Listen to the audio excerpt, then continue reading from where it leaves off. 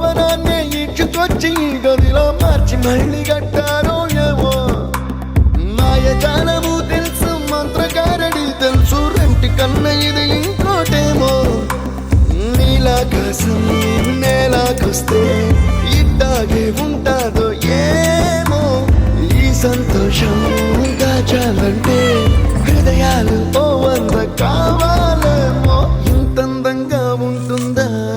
ఈ లోకం ఇన్నాళ్ళు ఈ మనసుకి తెలియాలే పాపం